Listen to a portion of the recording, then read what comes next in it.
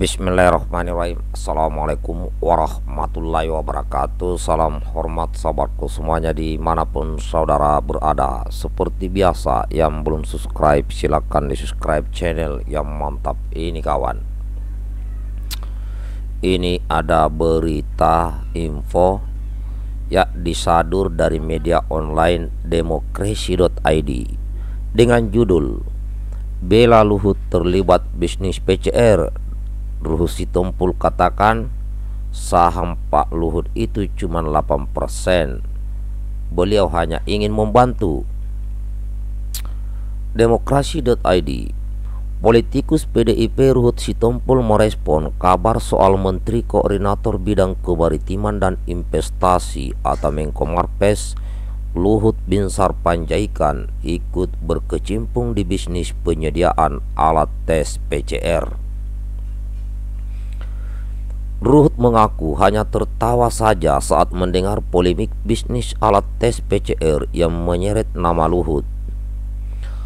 Aku dengarnya ketawa saja termehek-mehek.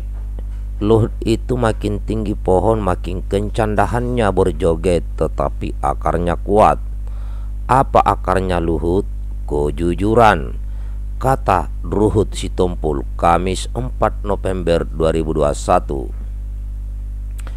Ruhut Sitompul pun kesal dengan pihak-pihak yang menyeret nama Luhut Binsar Panjaitan dalam polemik bisnis alat tes PCR tersebut. Kita pernah satu hari yang positif COVID-19 hampir 60.000 loh. Sekarang cuma 300-400, ada apa? Janganlah ada kebencian, tidak baik. Objektiflah sedikit, ujar Ruhut. Ruhut pun yakin betul apa yang dituduhkan kepada Luhut soal polemik bisnis alat tes PCR itu tidak benar. Jadi kaitannya PCR itu tidak benar. Pak Luhut tak pernah cari-cari market itu, tak pernah. Dia bersama kawan-kawannya ikut itu saham. Dia cuma 8%, hanya ingin membantu ya, ujar Ruhut. Sampai sekarang tidak ada pembagian dividen, sambung Ruhut Sitompul. Nah, baik saudaraku, di sini saya juga sedikit berbicara ya terkait masalah adanya menteri yang berbisnis yang katanya ada sahamnya 8%. Nah, ini banyak sekali yang mengkaitkan karena PCR ini mungkin lambat, maka kenapa harus menggunakan kekuatan hukum atau aturan atau undang-undang untuk mempercepat larisnya PCR ini? Ini yang jadi pertanyaan masyarakat.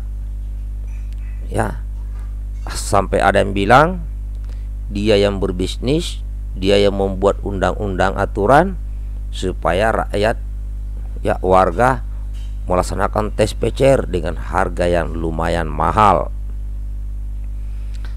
Nah, masalah modal sebenarnya ini kan menteri kan sudah dapat gaji dari pajak rakyat, udah ada pemasukan lah. Nah, kenapa nggak melibatkan rakyat ya untuk menjadi investor ya dalam penyiapan PCR? Kalau memang itu, kenapa harus pejabat negara yang nyata-nyata gajinya dari rakyat?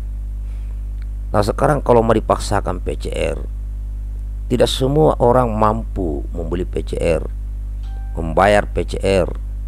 Apalagi mereka-mereka yang ingin melakukan perjalanan, mereka tidak punya pekerjaan. Ini yang jadi masalah gitu. Jadi kalau pejabat pemerintah juga membisniskan ini, apalagi mengeluarkan sebuah undang-undang dan wajib dilaksanakan, akhirnya itu orang berpikir dia yang punya bisnis, dia yang buat aturan, rakyat yang harus dipaksa untuk membeli PCR kalau ada perjalanan. Itu yang jadi masalah ya.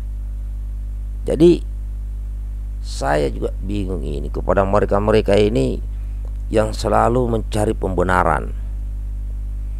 Oke lah, Pak Luhut bilang tidak dapat untung ya, tapi ini sudah terlanjur ada saham di situ. Oh, belum dapat dividen. Iya, karena mungkin belum semuanya laku. Nggak mungkin tidak dapat nanti keuntungan. Yang namanya punya saham kan pasti punya keuntungan. Nah, sedangkan di sisi lain begitu banyaknya pengusaha-pengusaha ini yang tidak dapat pekerjaan. Itu yang pertama. Yang kedua yang sering ditanyakan warga, ya, orang sudah divaksin sampai 2 kali. Terus gunanya PCR kan untuk mengetahui orang ini COVID apa enggak. Akhirnya banyak bertanya, terus untuk apa divaksin sampai 2 kali? Jadi ini terus bertanya-tanya. Bayangkan kalau ada warga yang tidak punya duit mau melaksanakan perjalanan karena mendadak dan harus dites PCR, mau ngambil uang dari mana? Ya kalau pejabat-pejabat negara mungkin yang punya gaji tetap bulanan, silakanlah kalian di PCR dan berbayar, silakan. Tapi saya lihat di sini, ya malah para orang-orang yang dapat gaji bulanan ini, malah saya lihat ini tidak mempermasalahkan PCR berbayar ini karena belum ada yang nongol saya lihat. Maka saran saya kepada pemerintah, biar tidak mubazir, bagaimana kalau yang dites PCR berbayar itu adalah mereka-mereka yang punya gaji bulanan, sedangkan mereka-mereka yang tidak memiliki gaji bulanan atau apapun, PCR-nya gratis. Jadi subsidi silang. Karena yang teriak ini sekarang adalah sebagian besar rakyat Indonesia yang ekonominya lemah. Sedangkan yang ekonominya maju saya lihat diam-diam aja.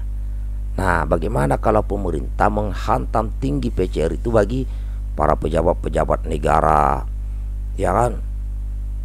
Menghantam mereka PCR yang besar-besar tuh, yang digaji bulanan itu, yang punya tunjangan jabatan apa, dia yang tes PCR, biar tidak mubazir PCR itu. Nah, ini kawan, jangan warga yang dipaksa, yang tidak, uangnya yang tidak seberapa.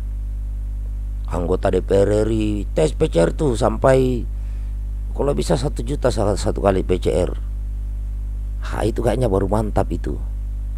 Jadi jangan dihantam rata. Apalagi kemarin sempat muncul yang naik angkutan transportasi darat juga mau dites PCR.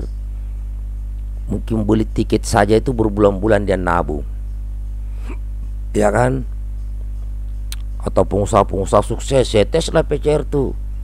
Tapi warga, makanya dicek dulu warga ya Ji, ya kan? Bagaimana mereka yang sulit ekonomi masa dites PCR juga.